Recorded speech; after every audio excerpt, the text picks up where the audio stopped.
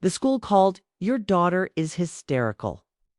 My sister, a teacher there, had cut off her hair during lunch. My daughter deserved that role. Now they're even.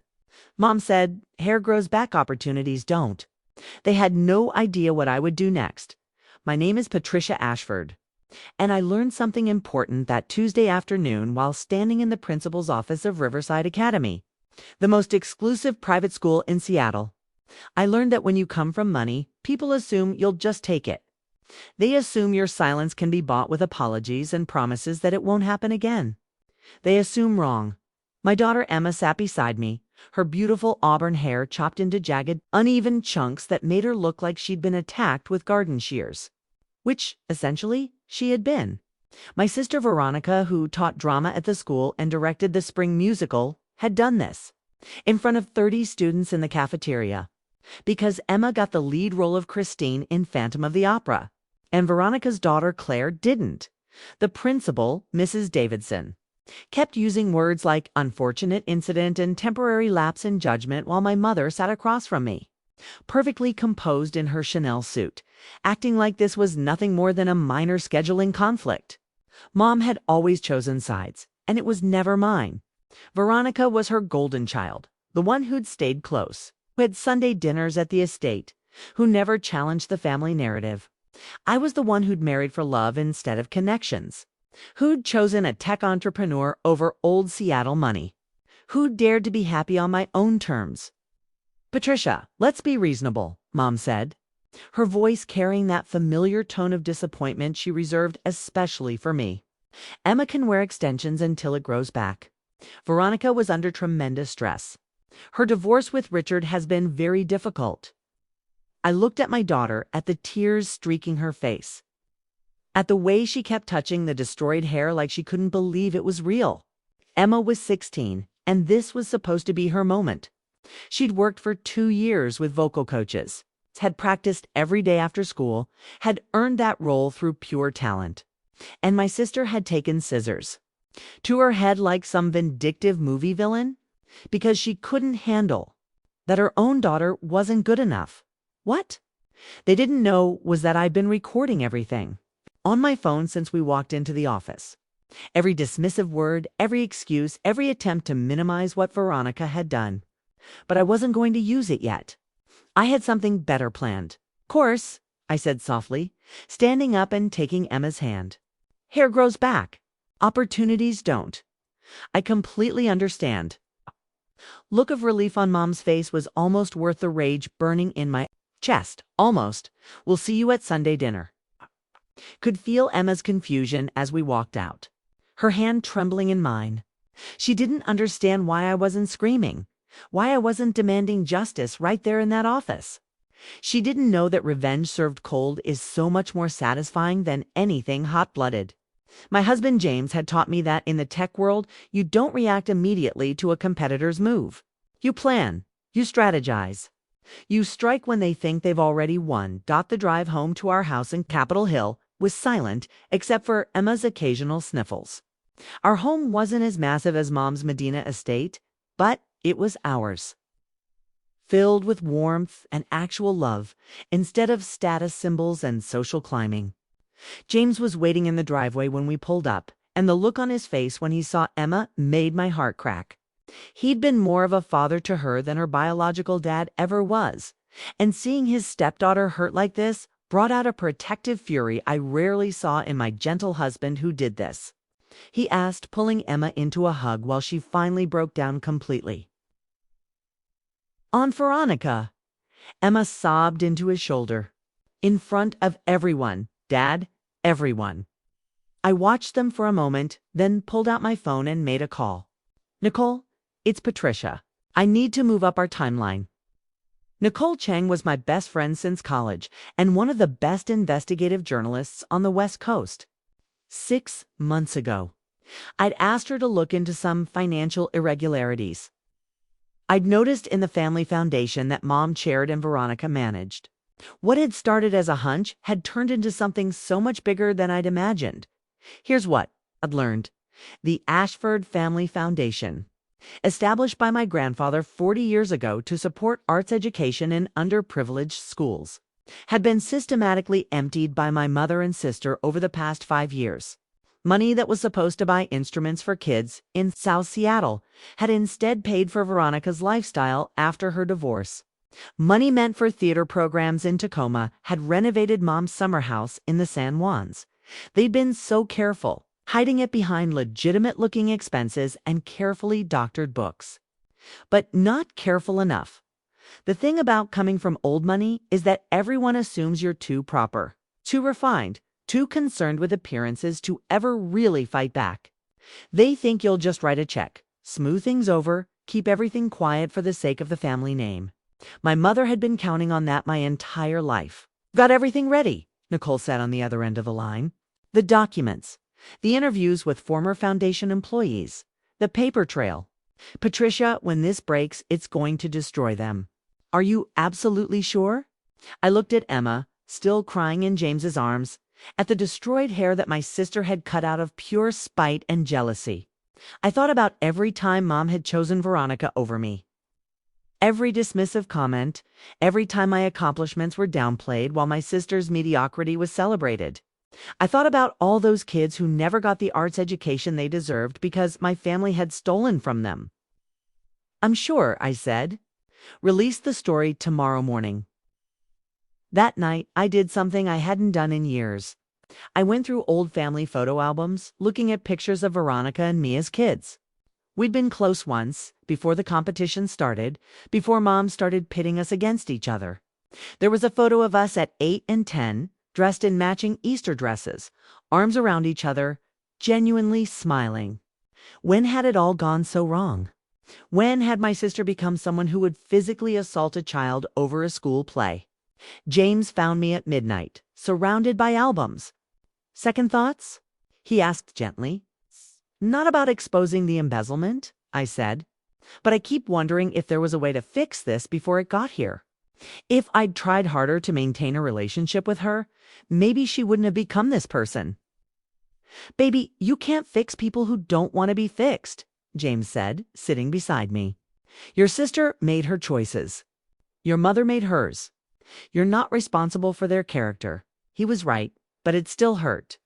That's the thing about family betrayal. It cuts deeper than anything else because you remember when it was good. You remember when you loved them without complication, but then you have to choose between protecting that memory and protecting yourself. Protecting your child Sunday dinner was going to be interesting. I spent the next day preparing. Got Emma an appointment with the best stylist in Seattle, who managed to create a gorgeous pixie cut from the disaster Veronica had made. Took her shopping, let her pick out a new dress for Sunday dinner. What are we doing, Mom? She kept asking. Why are we going to Grandma's after what Aunt Veronica did? Trust me, I told her. Sometimes you have to show up to win. Nicole's article went live Sunday morning at 6 a.m. By 7, my phone was exploding with calls from Mom, from Veronica, from various family members and friends. I ignored all of them. James made breakfast while Emma and I read through the article together. Nicole had done beautiful work. Every detail of the embezzlement was there, backed up by documents and testimony. The math was simple and damning. Over $5 million stolen from programs, meant to help children. But Nicole had done something else too. She'd interviewed some of those kids, the ones who'd been promised music programs that never materialized, drama workshops that got canceled, art supplies that never arrived. She'd put faces and names to the victims of my family's greed. It wasn't just about the money anymore. It was about dreams deferred, opportunities stolen, potential crushed. You did this, Emma asked, looking at me with something like awe. I did, I said. Sometimes doing the right thing means blowing up your whole life. Are you ready for what comes next? She touched her new short hair, looked at herself in the mirror, and smiled. It was a fierce smile, the smile of someone discovering their own strength. I'm ready. We arrived at Mom's Medina estate at exactly 6 p.m. for Sunday dinner. The guard at the gate tried to turn us away, but I'd expected that. Tell Mrs. Ashford that if she doesn't let us in, my next call is to my lawyer to discuss Emma's assault case against Veronica. And then my call after that is to the media to discuss why the family is hiding. We were buzzed through. The house looked the same as always, imposing and cold despite the millions spent on interior design. Mom stood in the entrance hall, looking older than I'd ever seen her. Veronica was there too, her face blotchy from crying. Claire hovering behind her, looking confused and scared. "How could you?" Mom hissed. "Your own family, Patricia. Your own blood. How could I?" I laughed, and it sounded harsh even to my own ears. "How could you? How could you steal from children? How could you let your daughter physically assault mine and act like it was nothing? How could you choose appearance over integrity for so long that you don't even remember the difference anymore? We raised you better than this," Mom said, her voice shaking. "We gave you everything." "You gave me things," I corrected. "But you never gave me what actually mattered. You never chose me. You never protected me. You never loved me the way I deserved to be loved." What I didn't know, what I couldn't have known in that moment, was that this was just the beginning. Because my mother had one more card to play. One more secret she'd been keeping, and when she finally revealed it, everything I thought I knew about my family would shatter completely. Mom's face changed then, hardening into something I'd never seen before. "You want to destroy this family, Patricia? Fine. But you should know what you're really destroying. You should know why I've always chosen Veronica." She paused, and in that pause, I felt the earth shifting beneath me. "Because she's my daughter in every way that matters. And you're not." The words hung in the air like smoke, and I couldn't quite process them. Emma's hand found mine, gripping tight. James stepped closer, his presence solid and real while everything else felt like it was dissolving. "What are you talking about?" I asked, but I already knew. Somewhere deep down, I'd always known something was off. Something was different. "Your father had an affair," Mom said, each word precise and cutting. "With his secretary, if you can believe such a cliche. She got pregnant. She wanted money, wanted to destroy our family, wanted to make it all public. So we made a deal. She'd disappear, and we'd raise you as our own. She took $500,000 and walked away when you were 3 days old." The room spun. Every rejection, every time I'd been chosen last. Every moment I'd felt like I didn't quite fit. It all suddenly made a horrible kind of sense. "You've known my entire life," I whispered. "You've punished me my entire life for something that wasn't my fault. I kept you," Mom said, as if that was some kind of gift. "I raised you in this house, gave you every advantage, and this is how you repay me. By humiliating us publicly. By destroying everything we've built." But she'd made a mistake. She'd thought this revelation would break me, would send me running, would make me feel small and unworthy like she'd always intended. Instead, it freed me. "You're right," I said clearly. "You kept me. Past tense. But you don't anymore. I have a real family now. I have a husband who chose me. I have a daughter who I will always, always choose first. I have friends who value integrity over appearance. And I have a clear conscience, which is something you'll never have again." I turned to leave Emma and James with me, but I stopped at the door. One more thing needed to be said. "Oh, and Mom, the foundation investigation. That's out of my hands now. The state attorney general's office received all the same documents the press did. You and Veronica should probably get lawyers. Good ones." We walked out into the Seattle evening, and for the first time in my life, I felt completely, utterly free. But the real question was, who was my biological mother? And did she ever regret walking away? The next morning, I woke up to discover my face was everywhere. Not because of the embezzlement story, though that was still trending, but because someone had leaked the affair and secret adoption angle. Mom, in her desperation, had tried to control the narrative by getting ahead of it. Embezzlement whistleblower's own secret past revealed the headlines, screamed. James found me in the kitchen, staring at my phone. "Hey," he said softly. "We knew it might get ugly." "I didn't expect this," I admitted. "I thought I destroyed them, but somehow she's made me look like the villain. Look at this. People are saying I exposed the embezzlement as revenge for finding out I was adopted. Like this was all some petty family drama instead of actual fraud. Emma came downstairs then, her new pixie cut making her look older, stronger. "Mom, you need to see this." She handed me her laptop and I saw she'd been on social media. Someone had created a hashtag, but not the one I expected.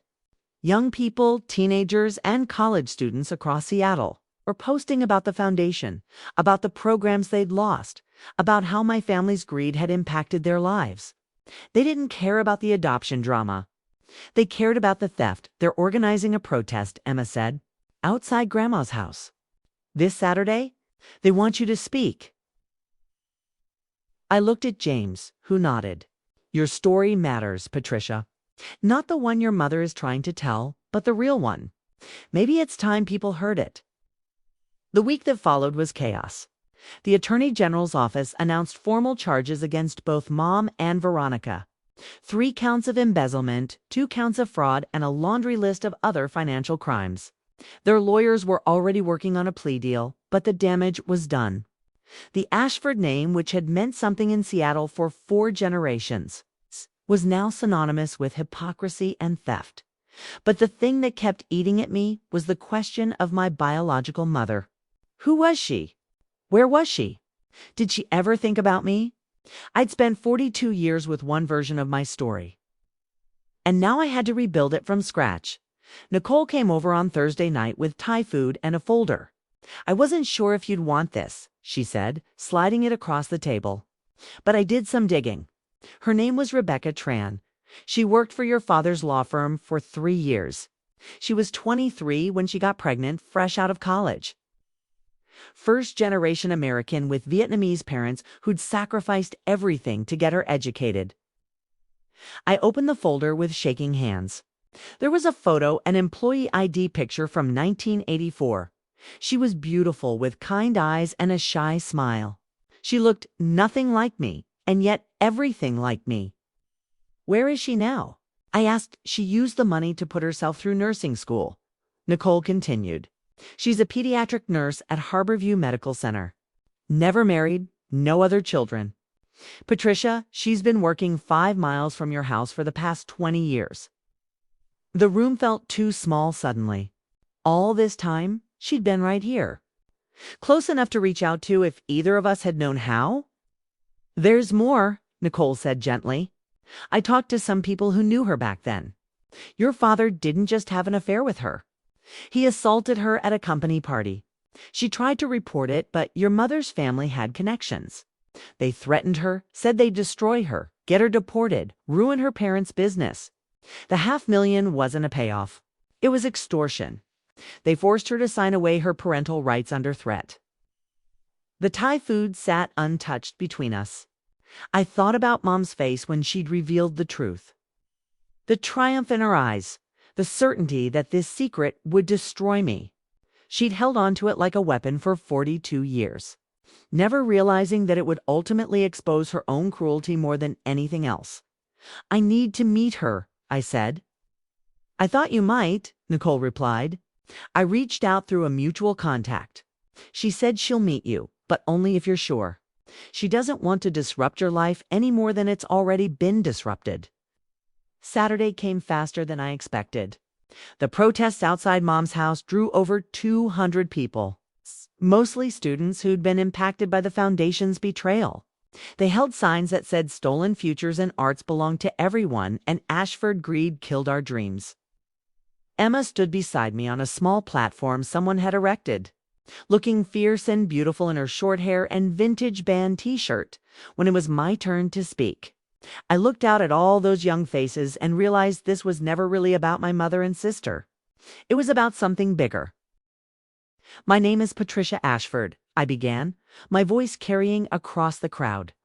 "And for 42 years, I believed that name meant something. I believed in family loyalty, in keeping up appearances, in protecting the people who share your blood no matter what. I was wrong. I told them everything. Not just about the embezzlement, but about Veronica cutting Emma's hair. About Mom's lifetime of choosing one daughter over the other. About the revealed adoption and the truth of my biological mother's assault and coercion. I laid it all out, every ugly detail, because secrets only have power when we keep them in the dark. My mother thought telling me I was adopted would shame me, I said. She thought it would make me feel less than, would put me in my place, would shut me up. Instead, it freed me, because I realized that family isn't about blood. It's about choice. It's about showing up. It's about choosing each other every single day, even when it's hard. Especially when it's hard. The crowd was silent, hanging on every word. Emma reached for my hand. My biological mother, Rebecca Tran, was a 23-year-old victim who was assaulted, threatened, and forced to give up her child. She took the only option they gave her and used it to survive, to build a life. To help other people's children as a pediatric nurse because she couldn't be there for her own. That's not shameful. That's not something to hide. That's courage. I saw some people in the crowd crying. I saw others nodding, understanding. And my daughter Emma, she was attacked by my sister out of jealousy and spite. But look at her now. She took that violation and turned it into strength. She didn't hide. She didn't shrink. She stood up and showed the world that you can't break someone who refuses to be broken. The crowd erupted in applause, and Emma stepped forward to the microphone. My mom taught me something important this week, Emma said, her voice clear and strong. She taught me that doing the right thing isn't always easy. Sometimes it means losing people you love. Sometimes it means your whole world has to fall apart so something better can be built. But it's always worth it. Always. The protest made national news.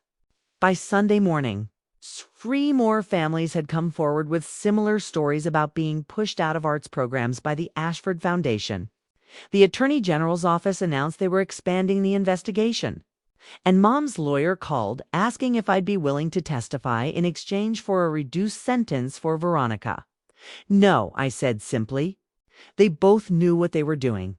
They both made choices. Let them face the consequences. But the meeting I was most nervous about was scheduled for Sunday afternoon. Rebecca had agreed to meet me at a small Vietnamese restaurant in the International District, neutral territory where neither of us had history. I arrived early, my stomach in knots. James had offered to come, but this was something I needed to do alone. When Rebecca walked in, I recognized her immediately, even though 42 years had passed since that employee ID photo. She was smaller than I expected, wearing scrubs with cartoon characters on them. Her hair streaked with gray, but her eyes still kind. We stared at each other for a long moment. And then she did something I didn't expect. She laughed. "You look just like your father," she said, sliding into the booth across from me. It's actually kind of disturbing. The tension broke, and I found myself laughing too. I'm sorry, I don't really know how to do this. What do you say to someone who, gave birth to you? How about we start with hello? Rebecca suggested gently. I know this is overwhelming, Patricia. It's overwhelming for me too. I thought about you every single day for 42 years, but I never imagined we'd actually meet. Nicole told me what really happened. I said, what my father did, what my mother's family threatened. Rebecca's face hardened slightly. Your father was a predator. Your mother's family protected him. That's how power works, especially back then. I was young, I was scared. I had parents who'd sacrificed everything for me. And they made it very clear what would happen if I didn't disappear. She paused, her eyes meeting mine. But I want you to know something. Every cent of that money went toward becoming someone who could help people. I never bought anything frivolous. I put myself through nursing school, and for the past 30 years, I've taken care of sick children.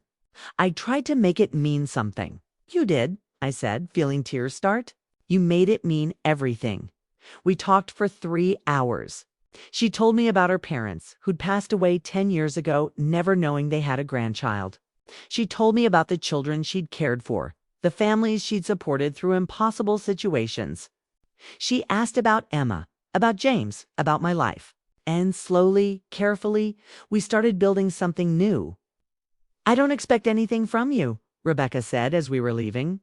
I don't expect you to call me Mom or to have some instant connection. But if you want to know where you came from, If you want to understand that part of yourself, I'm here. I've always been here. I like that, I said.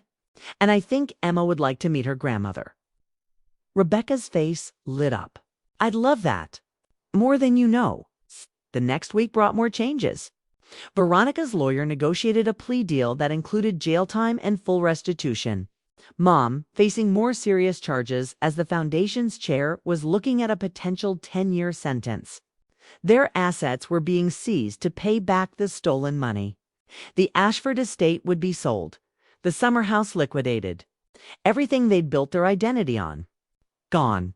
But the real victory came 2 weeks later, at Riverside Academy's spring musical opening night.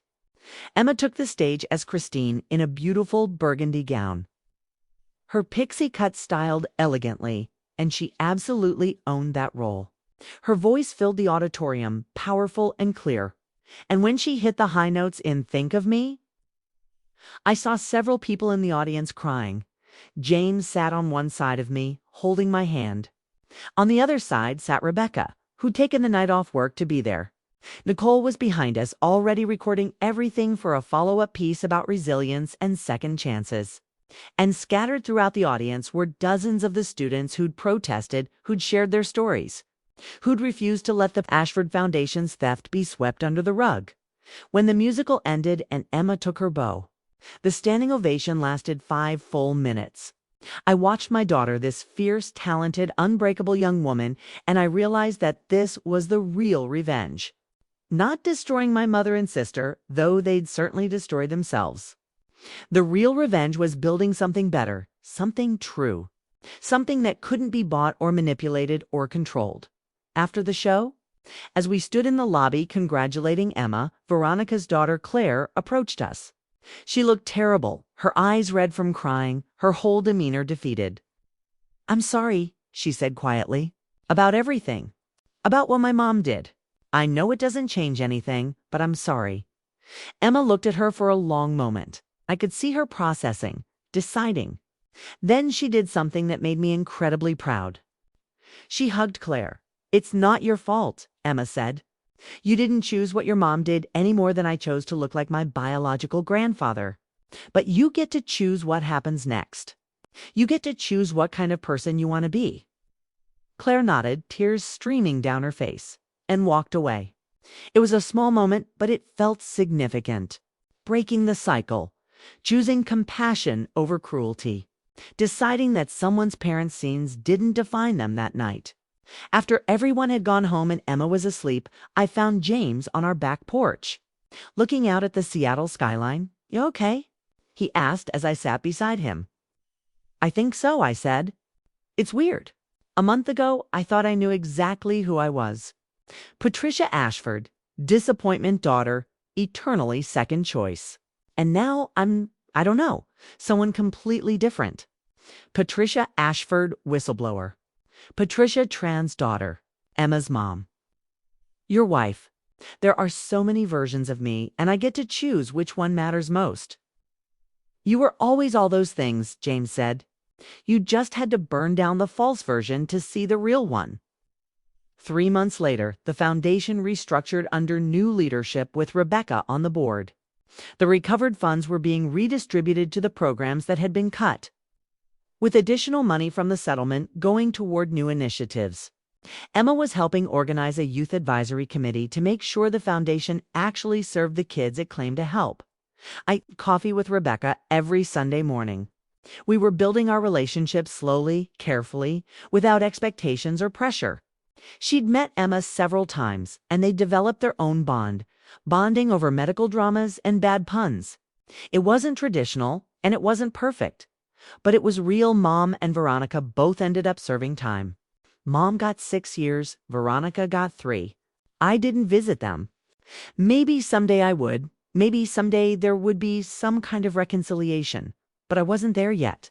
I'd spent too many years trying to earn love that should have been freely given. I was done performing for people who would never see me. The story Nicole wrote about the foundation scandal won a regional journalism award. Emma's performance in Phantom led to interest from college theater programs across the country. James's startup got acquired for a ridiculous amount of money. which we immediately donated a significant portion of 2 arts education programs. But the moment that meant the most came 6 months after that terrible phone call from the school, when Emma came home with a letter. She'd been accepted to Juilliard's pre-college division for the summer intensive program, one of the most competitive programs in the country. "Mom," she said, her eyes shining. "They saw the video of my performance. They said my voice and my presence were exactly what they're looking for. This is huge. This could change everything." I pulled her into a hug. This amazing young woman, who'd taken the worst moment of her life and transformed it into fuel for her dreams. "You did this," I told her. "Not because of your grandmother's connections or family money or any of that garbage. You did this because you're talented and hardworking, and you refuse to let anyone dim your light." "I learned it from you," Emma said. "You showed me that when someone tries to cut you down, you don't shrink. You rise, you fight back with truth and courage, and by being so undeniably yourself that they can't ignore you anymore." That night, I wrote a letter I'd been composing in my head for months. Not to my mother or Veronica, but to every person who'd ever been the second choice. The scapegoat, the one who didn't quite fit the family mold. I wrote about finding your own people, about building your own definition of family, about refusing to accept crumbs when you deserved the whole feast. Nicole published it as an essay, and it went viral. People shared their own stories of family betrayal and found families. They talked about breaking cycles and choosing different paths. They created support networks and resources.